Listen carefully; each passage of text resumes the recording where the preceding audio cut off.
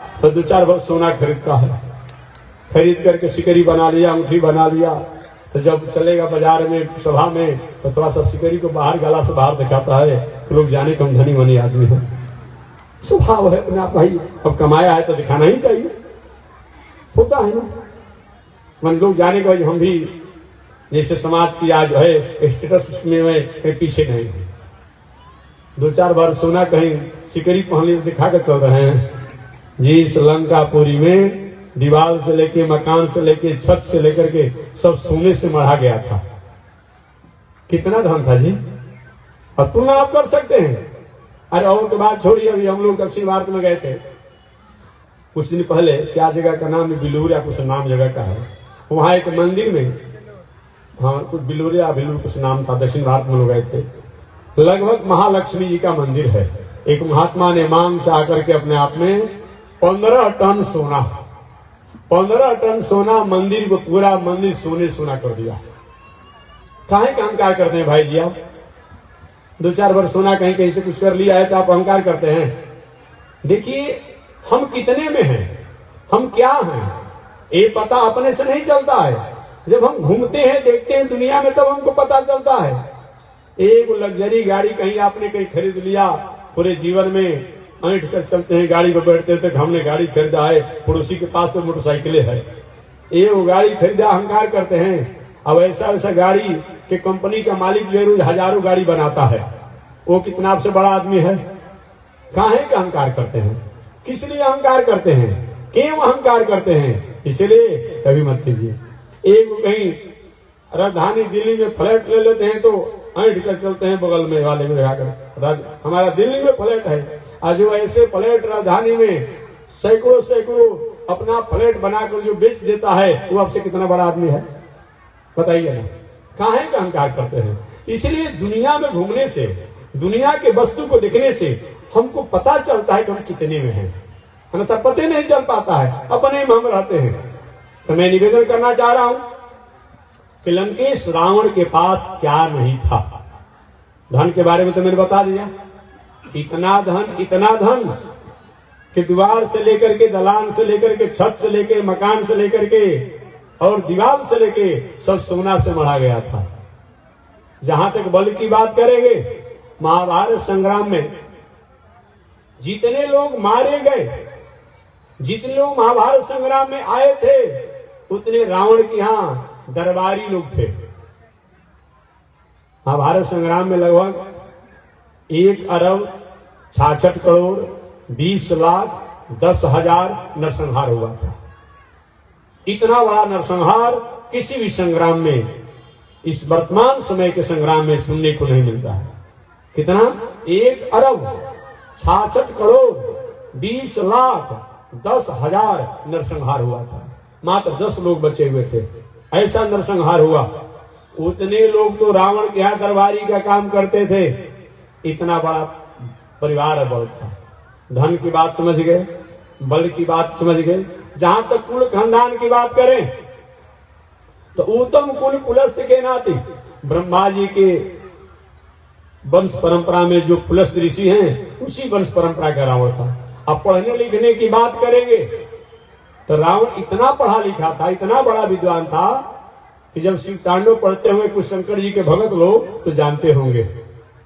कभी आप लोग महाकाल उज्जैन गए होंगे, जाएंगे, या विश्वनाथ जी का दर्शन करेंगे, या बड़े बड़े मंदिरों में होता है शिव तांडव का पाठ। ये किसका है जी? कितना बड़ा पंडित था, कितना बड़ा पंडित उसके पास था, ये तो पता चलेगा। क्या उसमें छंद है, क्या लय है। जब बोलने वाला व्यक्ति जब लय छंद से बोलता है तो मालूम पड़ता है आज कहीं साक्षात भूत भावन शंकर जी सामने ही खड़े हो गए हैं। इतना बड़ा पंडित था।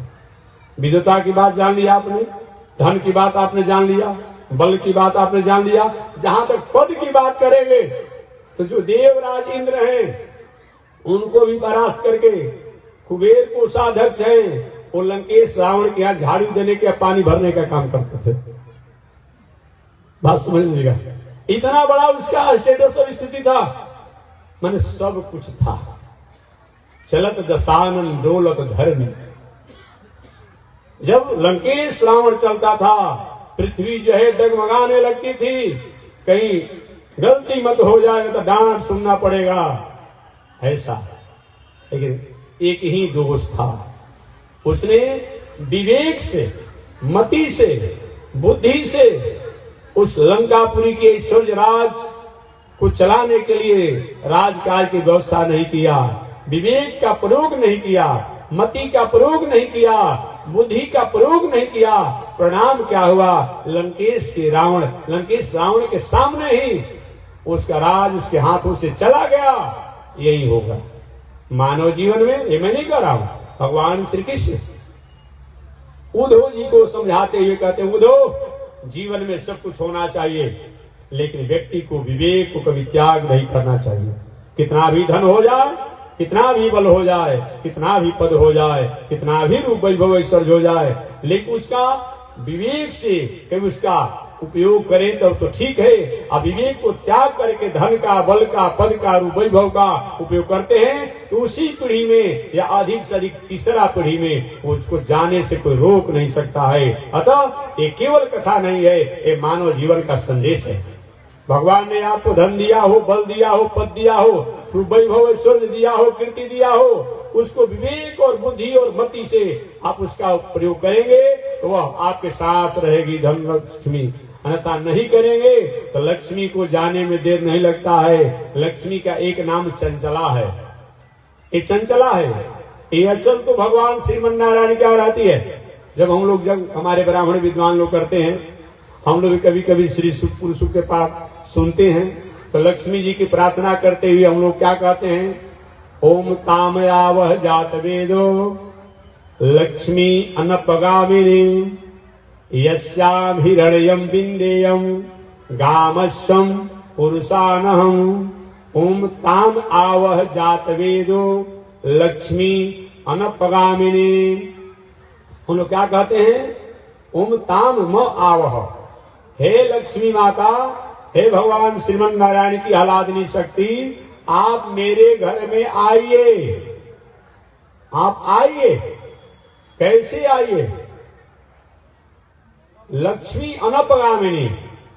एक पगामिनी लक्ष्मी होती है जो आती है वो बिजली के चमक के समान। है बिजली नहीं, आकाश का बिजली जो होता है, आकाश के बिजली को कहीं आकाश में टिकते हुए आपने देखा है? नहीं देखा है। आया, चमका, चला गया, जहां गिरना है गिरा, या जो लुप्त हुआ लुप्त हुआ। तो हे लक्ष्मी माता, हमारे घर में ऐसी लक्ष्मी आनी चाहिए जो अनपगामिनी, अर्थात वह अपने आप गमन करने वाली, रुकने वाली होनी चाहिए। चंचला लक्ष्मी नहीं चाहिए। ये आने का मतलब क्या होता है? जहां पर लक्ष्मी का आगमन होता है वहां पर क्या होता है? जस्याम हिरण्यम बिंदेयम गामस्वम पुरुषानाम। बताया गया वहां पर सोना, गाय, गाय माने तो गाय होता ही है, गाय माने बाणी, गाय माने संस्कार, गाय माने बाणी, गाय माने संस्कार, संस्कृति, मर्यादा। अगर जिस घर में आवे तो समझिए वहां लक्ष्मी जी अब रुकने वाले हैं। और जहां पर अगर ये नहीं हो, संस्कार, संस्कृति, मर्यादा नहीं हो, तो लक्ष्मी जी आए तो जरूर हैं, लेकिन उनको जाने में भी कोई रोक नहीं सकता है। इसलिए जस्याम हिरण्यम बिंदेयम गामस्वम पुरुषानहम। और घर में जो पुरुष हो वो पुरुष जो है अपने पौरुष वाले हो, पुरुष जो हो अपने पौरुष वाले हो। पौरुष का मतलब अपनी उद्योग द्वारा, अपने श्रम द्वारा, अपने व्यक्तित्व द्वारा अपना तो भरण पोषण कर पुरुष उसे ही कहा जाता है। जो पौरुषता को स्वीकार करे, जो पौरुषता से जीवन जिए, उसी को पुरुष कहा जाता है। पौरुष किसे कहा जाता है? जो अपना तो संरक्षण करे, अपना तो संवर्धन करे, और अपने साथ साथ अपने से जो भी जुड़े हों उनको भी संरक्षण और संवर्धन करने में वह सक्षम हो, उसी का नाम पुरुष कहा गया है। ऐसे पुरुष होना चाहिए। बाकी अपने खाने ये तो पशु पंछी भी करते हैं, कौन अपना पेट नहीं भर लेता है? इसलिए मानव जीवन में बताया गया है, अगर लक्ष्मी हम चाहते हैं कि हमारे यहाँ रहें तो जीवन में सादगी होना चाहिए, संस्कार होना चाहिए, मर्यादा होना चाहिए, संस्कृति होनी चाहिए। ऐसा अगर नहीं होता है तो लक्ष्मी आएंगे तो जरूर, लेकिन जाने में भी देर नहीं लगेगा, जाने में देर नहीं लगेगा। अतः मानव जीवन में ये होना चाहिए। श्री उद्धव जी से भगवान श्री कृष्ण ने कहा, उद्धव, मानव जीवन में धन प्राप्त हो जाए, बल प्राप्त हो जाए, ऐश्वर्य प्राप्त हो जाए, तो उसका उपयोग विवेक से करना चाहिए, मति से करना चाहिए, बुद्धि से करना चाहिए।